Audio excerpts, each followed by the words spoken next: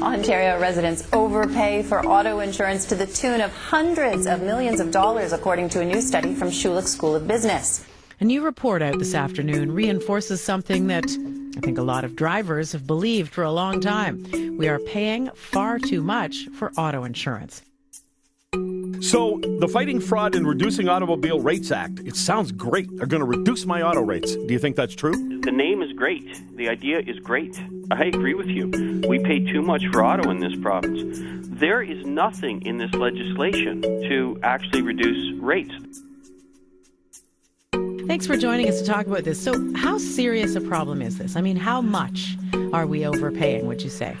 We could be overpaying about 5 to 8%. That would translate into about $100, $120 per family that's insured. And that's simply the result of the regulator in the province having kept the return on equity for insurance companies at an unreasonable level for almost 20 years.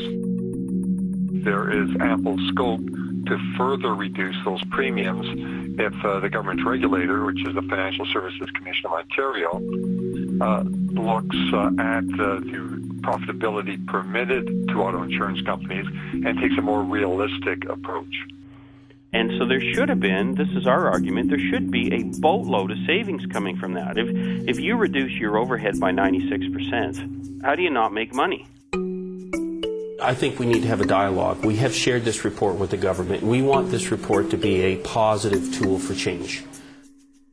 I bought a bag of chips the other day, and I thought, there's nothing in this bag.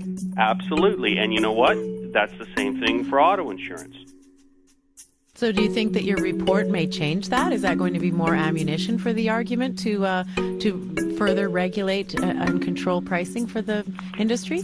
I wish I could be optimistic, but no.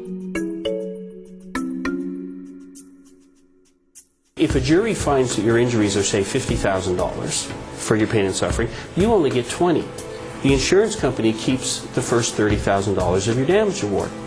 And if I tell the jury about your damage award, the judge will throw me in jail for contempt. And what happened in 1990 is, for most people, they lost the right to sue the driver that hit her. So if that seems like that ought to be something that would bring down the premiums we're all paying. Well, you would think so.